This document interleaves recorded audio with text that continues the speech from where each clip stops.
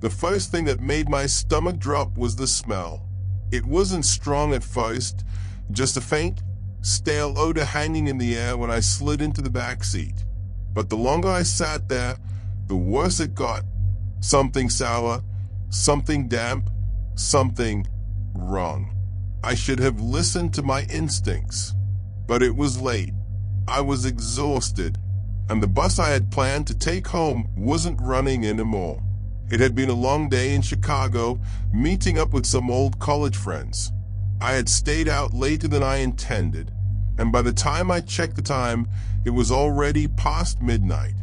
I tried ordering an Uber, but my phone was on 10%, and the app kept glitching. That's when a black sedan rolled up to the curb.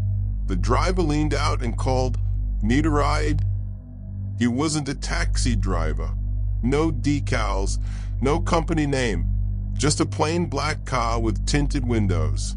I hesitated for half a second, but then figured, why not? It was just a ride. I had taken cabs before. I told him where I was headed, a quiet suburban neighborhood about 30 minutes outside the city. He nodded and told me he could take me for $20. Cheap for that distance. Maybe too cheap, but I was tired and my feet ached from walking all day. I just wanted to go home. The moment the doors locked behind me, I felt it. Something was off. The car smelled damp, like old sweat and something else I couldn't place. The seats felt sticky. I glanced at the dashboard. No meter, no GPS running.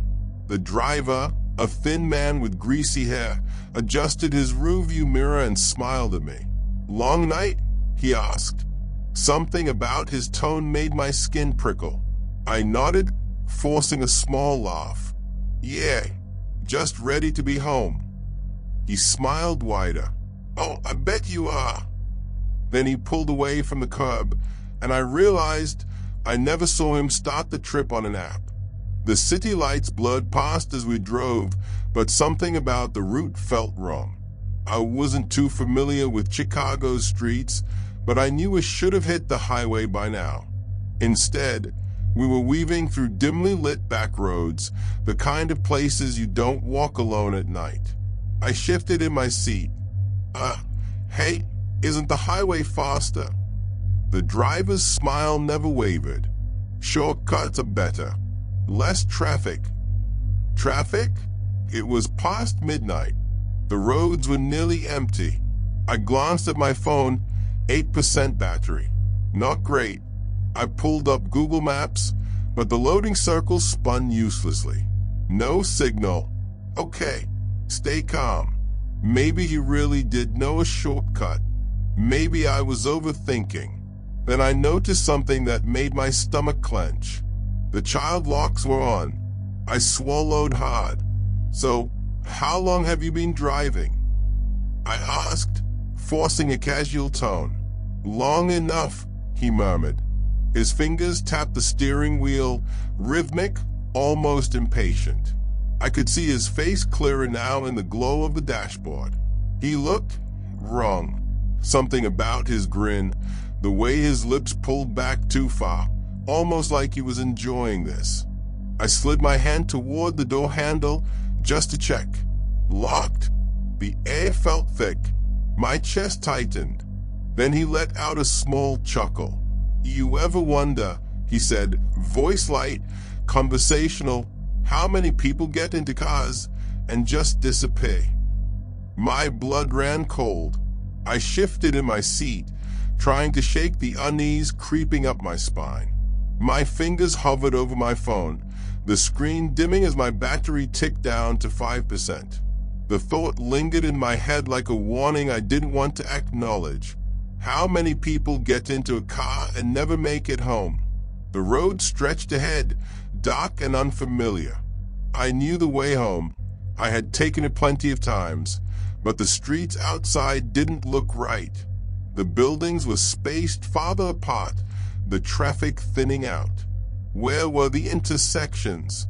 The stoplights? Something was wrong. I leaned forward slightly, trying to mask the tremor in my voice.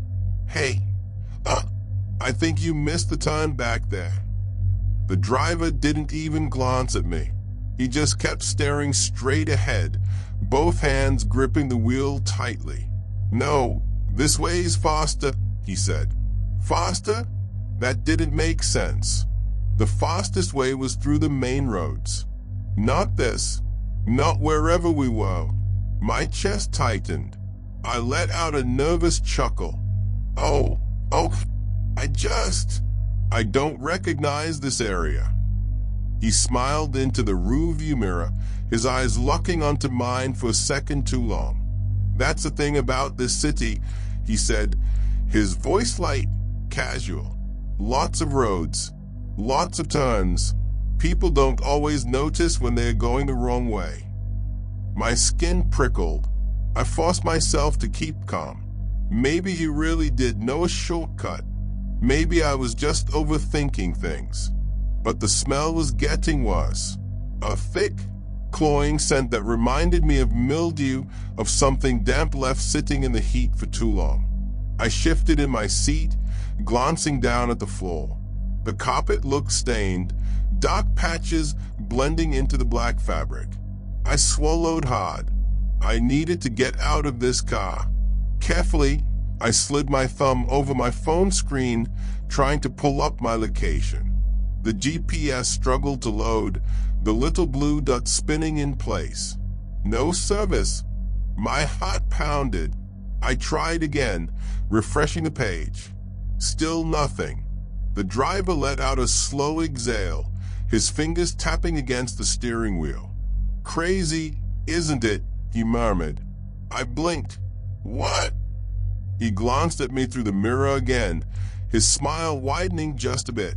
How sometimes you can be right in the middle of a city, but feel like you're the only person left in the world. A chill ran down my spine. I glanced out the window again. The streets were getting darker. No cars, no people, no streetlights. I swallowed. Yeah, that is crazy. I needed a plan. Fast. Should I ask him to pull over?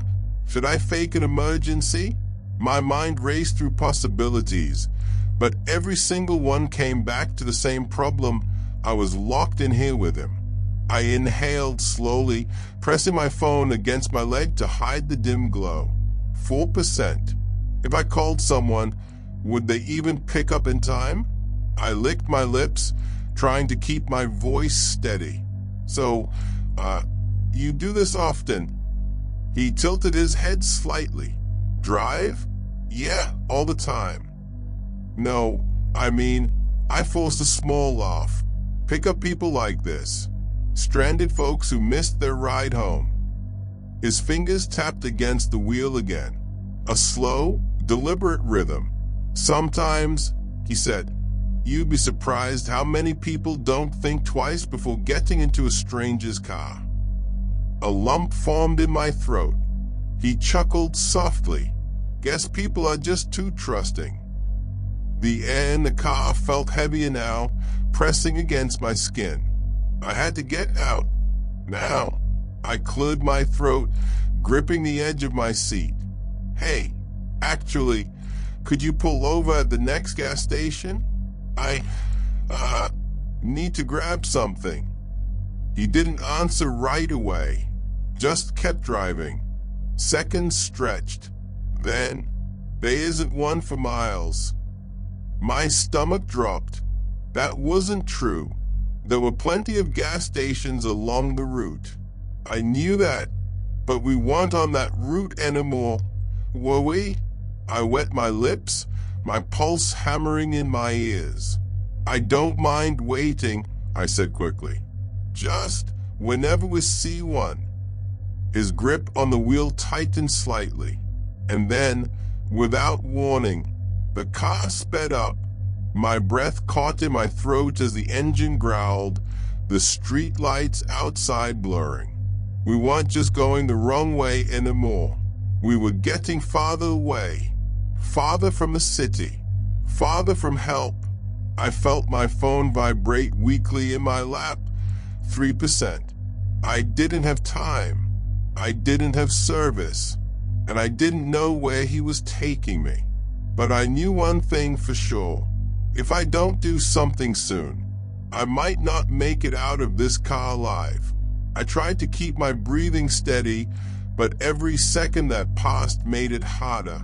The car was going faster now, the city lights fading behind us.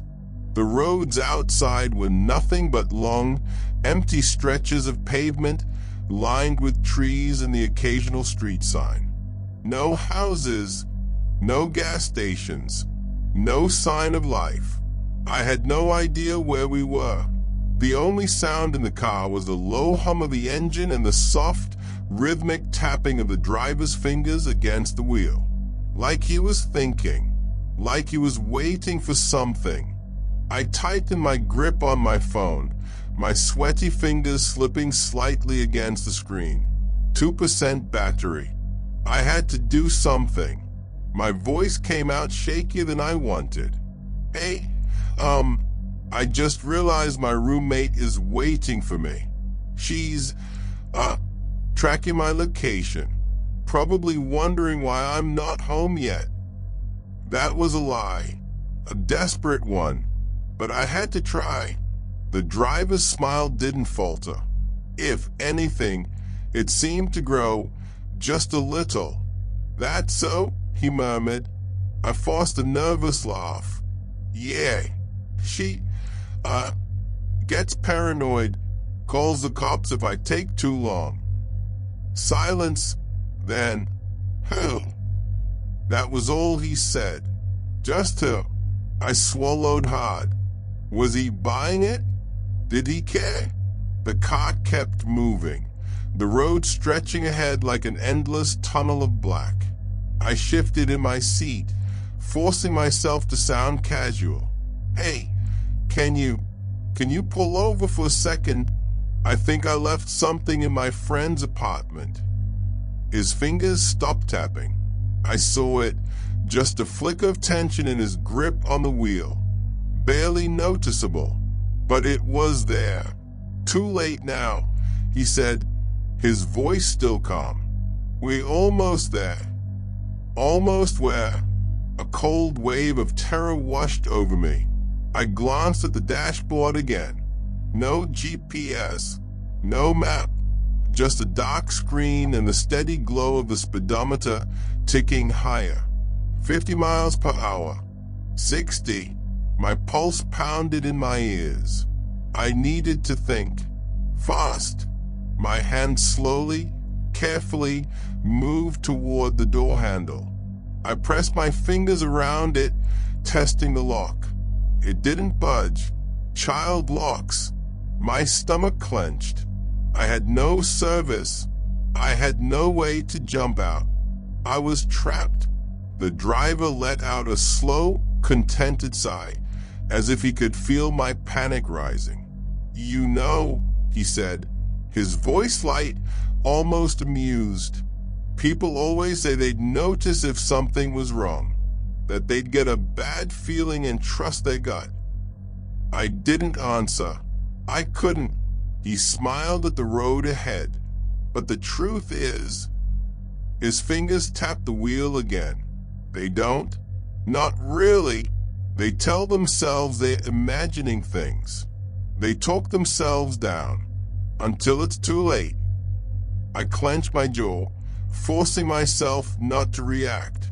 His eyes flicked to the rearview mirror, locking onto mine. You got that feeling, didn't you? When you got in. My blood turned to ice. My breath came short, sharp. I don't know what you're talking about. He chuckled. Sure you do. He knew. He knew I was afraid. He had seen it from the moment I stepped into the car. And he liked it. I forced my hands to stay still, gripping my knees to keep them from shaking. If I panicked, I'd lose. I swallowed hard. Where are we going? The question hung in the air, thick and heavy. He didn't answer. The car sped up, 70 miles per hour. My fingers trembled as I typed out a message on my phone, praying it would somehow send. Help. Wrong car. Don't know where I am. No service. I bit my lip so hard I tasted blood. I had to get out. Now. I glanced at the driver's seat, at the pocket on his door. Keys. A phone. A pocket knife. My heart pounded. I couldn't just sit here and wait for whatever was coming. My eyes darted around the car, looking for anything I could use. That's when I saw it. The seatbelt. It was my only chance. I inhaled sharply, forcing my body to move fast. In one motion, I grabbed the seatbelt strap and lunged forward. Before he could react, I yanked it over his neck and pulled. The car swerved. He choked out a strangled noise, his hands flailing as he tried to pry the belt away. The tire screeched as the car veered violently to the side. My vision blurred. The world spun, and then, crash. Everything went black. A sharp, searing pain jolted me awake. For a moment, I didn't know where I was. Everything was sideways. My ears were ringing. The scent of burnt rubber and gasoline filled my nose. Then it all came rushing back. The crash, the driver, the car. I sucked in a shaky breath and tried to move. Pain shot through my ribs. My head throbbed, but I was alive.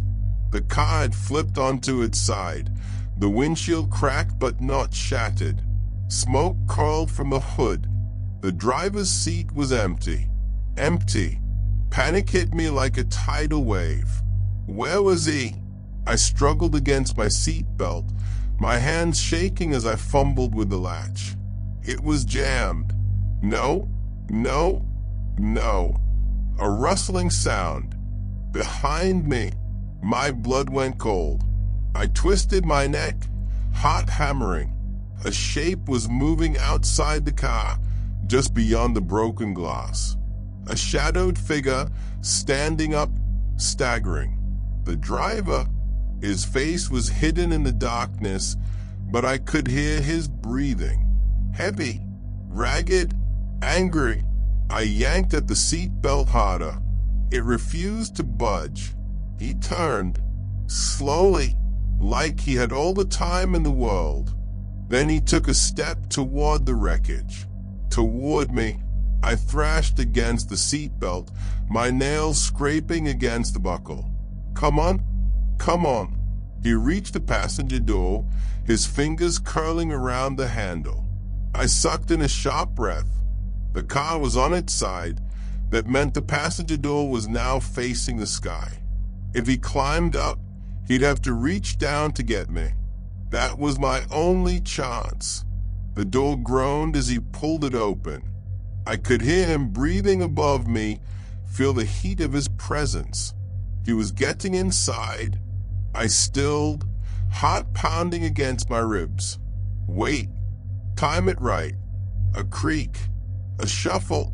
His hand came into view, reaching down to grab me. I lunged. With every ounce of strength left in my body, I grabbed his wrist and pulled. He let out a strangled yell as he lost his balance, his feet slipping against the car's tilted frame. He fell, right through the broken windshield. Glass shattered as his body crashed down, his head slamming against the dashboard with a sickening crack. I didn't wait to see if he was conscious. With adrenaline fueling me, I reached down and yanked at the seatbelt one last time. It snapped free. I scrambled up through the open passenger door, my legs nearly giving out beneath me. The moment my feet hit the ground, I ran. I didn't look back. Just run, run, run. The world around me was pitch black, the road stretching endlessly in both directions. Trees loomed on either side, shadows shifting in the dim glow of the car's broken headlights. Where the hell was I? I staggered forward, lungs burning. I needed to find help. A house, a gas station, anything. A groan echoed behind me. I whipped around. The driver was moving. He wasn't dead. His body twitched, fingers clawing against the shattered windshield as he dragged himself up. His face was drenched in blood, and he was smiling. "Not bad," he rasped. Terror squeezed my chest. I turned and bolted down the road, my vision swimming, my feet barely keeping up with my frantic heartbeat. Behind me, I heard him move, the sound of glass crunching under his weight. He was getting up. I pushed myself harder. Then, headlights. A car. A real one. It was coming from the opposite direction, its bright beams cutting through the darkness. I stumbled into the middle of the road, waving my arms. The car screeched to a stop. A woman rolled down the window, her face pale with concern. "Oh my God, are you okay?" I gasped for air. "Please, he's coming. We have to go." She didn't hesitate. She threw open the passenger door. I dove inside. She hit the gas. The last thing I saw as we sped away was the driver standing in the wreckage of his own car, blooded and grinning, watching me go. Like this wasn't over. Like he would see me again. The car sped down the road, the tires screeching as the woman floored the gas pedal. I was still gasping for air, my entire body trembling. "Who was that?" she asked, glancing at me with wide, frightened eyes. I couldn't even form words. I just shook my head. In the side mirror, the wreckage of the black sedan was getting smaller. The driver was still standing there, watching. And then he started running, not stumbling, running fast, faster than any person should be able to. "Oh my God," the woman whispered. Her foot pressed harder on the pedal. The speedometer climbed. 50, 60, 70. But he was keeping up. He wasn't human. He couldn't be. I twisted in my seat, my breath ragged. "Go faster." The road stretched ahead, endless darkness swallowing everything but the two glowing beams from the headlights. The woman gripped the wheel so tight her knuckles turned white.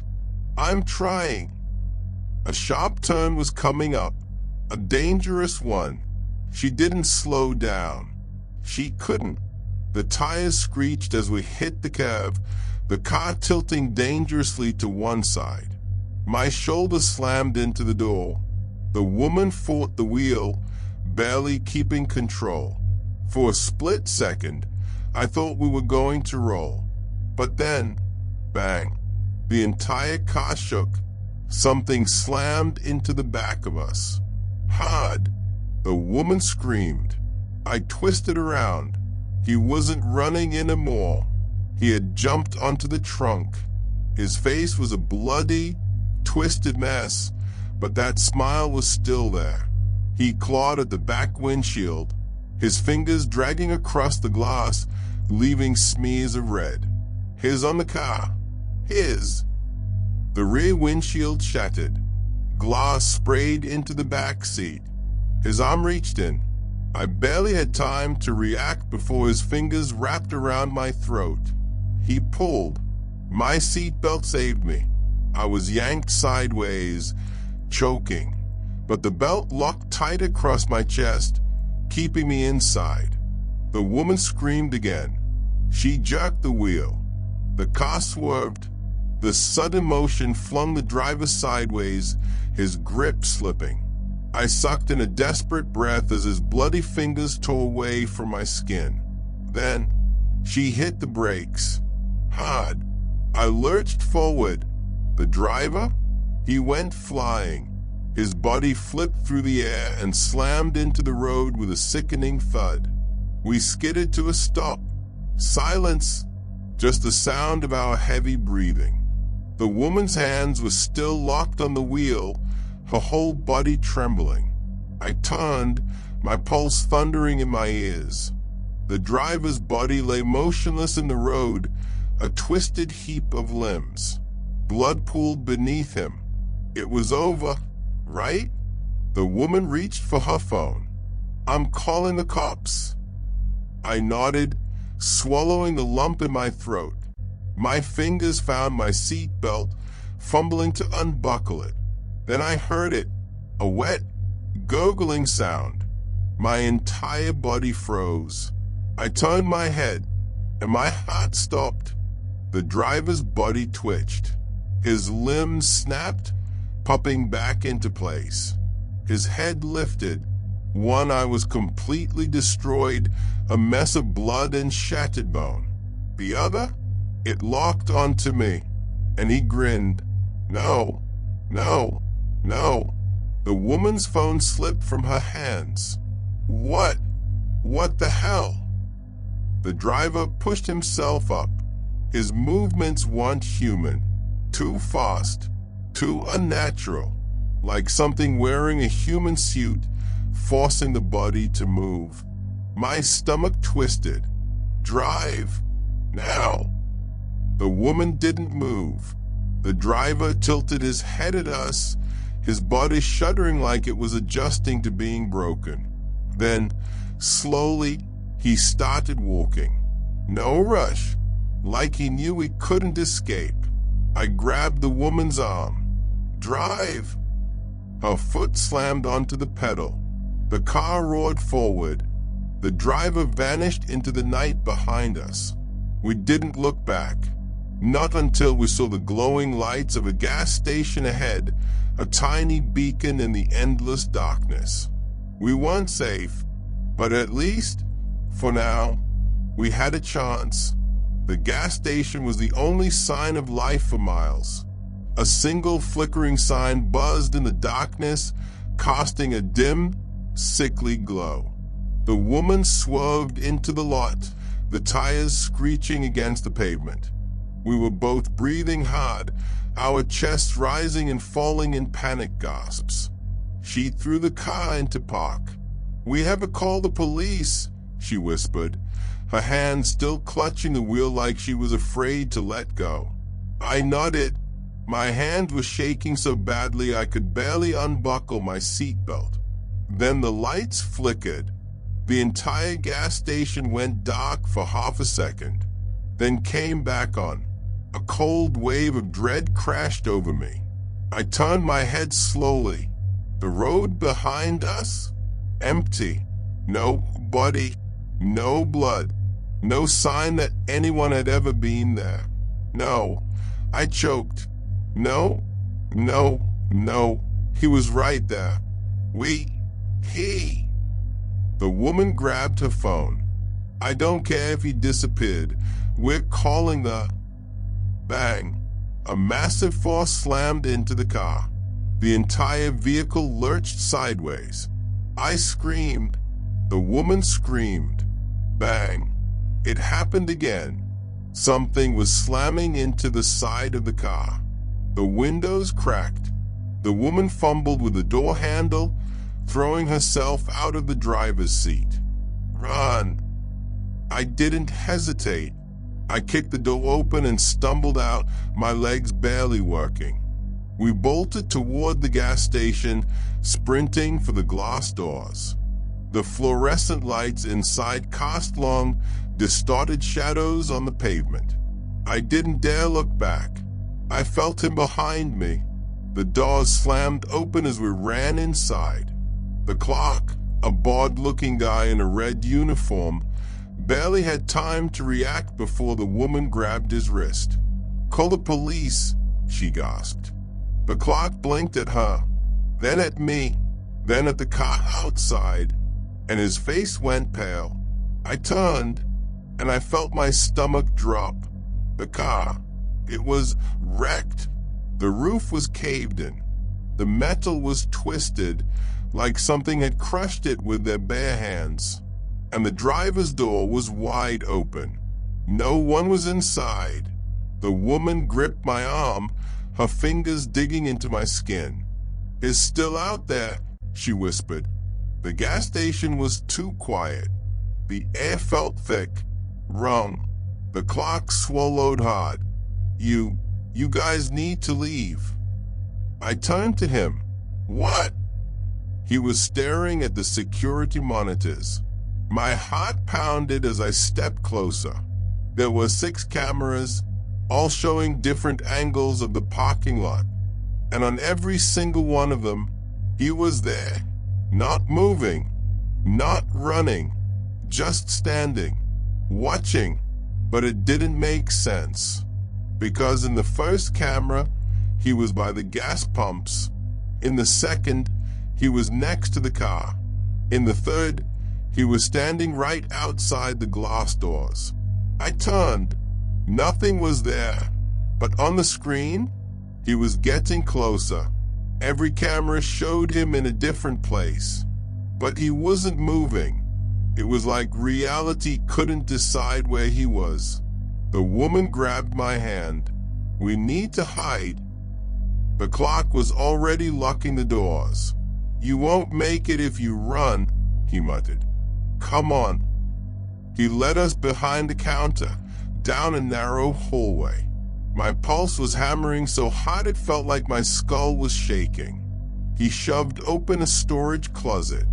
"Stay in here," he said, "and don't make a sound." Then he shut the door. Darkness, only the sound of our breathing. And then a knock right outside the door. Tap, tap, tap. The woman clamped a hand over her mouth.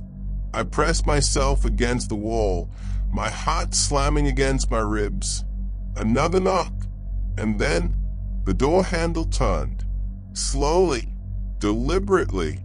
Click, click, click. My breath caught in my throat. The woman squeezed my hand, her fingers like ice. The handle stopped. Silence. Then a voice, low, raspy. "Come out." My entire body went rigid. It wasn't the driver's voice. It was mine. The voice on the other side of the door. My voice sent a bolt of terror straight through me. I didn't breathe. I didn't move. Neither did the woman. Click. The door handle twitched. Click. Click. Something was trying to open it. The woman dug her nails into my arm, her grip trembling. The room was pitch black, but I could feel her shaking next to me. And then the door unlocked. Slowly, deliberately. Click. The woman grabbed my wrist. Her breath hitched. I could feel it too. The air had changed. The closet was small. There was barely enough room to move. But suddenly, we weren't alone anymore. I felt it. Something. Standing inches away from my face. I couldn't see it. Couldn't hear it. But I knew it was there. I squeezed my eyes shut. The woman's fingers tightened around mine. Then, the light in the hallway flickered on, and the presence was gone. Silence. The woman exhaled a shuddering breath. I reached for the door handle, so slowly it felt like my arm was moving through water, and turned it. The door creaked open. The hallway was empty, but something was wrong. I turned my head. The gas station clock was gone. The security monitors? Static. All 6 screens, nothing but white noise. The woman swallowed. "Where's he?" I took a slow step forward. The stall was still there. The shelves, the counter, the refrigerators humming in the background. But it felt hollow, like everything had been emptied out. Like we weren't supposed to be here anymore. Then, a single beep.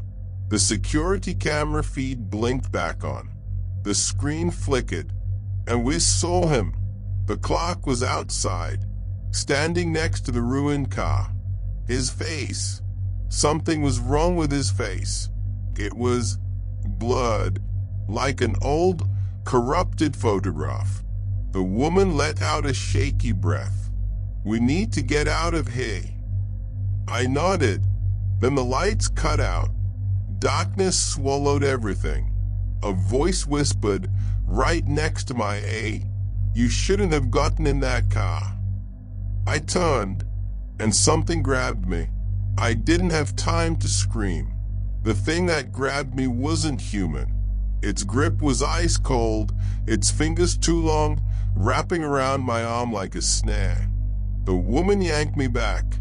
We stumbled into the shelves, knocking over rows of snacks and bottles. And then, light, blinding, white-hot light flooded the store. And the thing, whatever it was, let go. I fell backward, gasping for air. The woman grabbed my hand. "Run!" We bolted out the door into the open night. The parking lot stretched before us empty, except for the car I had arrived in. Its door was wide open, and behind the wheel, him, the driver, he turned his head toward me, slowly. His face was still wrong, smudged, warped, like reality was rejecting him. And then he smiled, a wide, unnatural grin. He lifted one hand and pointed at me. The woman yanked me toward the road. "Go." We ran. We didn't stop, didn't look back. The gas station, the parking lot, the car, they all melted into the darkness. We kept running until we reached the main road. And then, headlights. A real car, a real driver, a confused-looking trucker who slammed on his brakes and jumped out, demanding to know what happened. We didn't have an answer. We just wanted to get as far away as possible. The trucker drove us into town. By the time we got there, the gas station we had fled from was gone. Not abandoned, not burned down, just never there to begin with, like it had never existed at all. I don't know what happened that night. I don't know who or what that driver was, but sometimes when I'm alone, I hear a voice right next to my ear. "Need a ride?"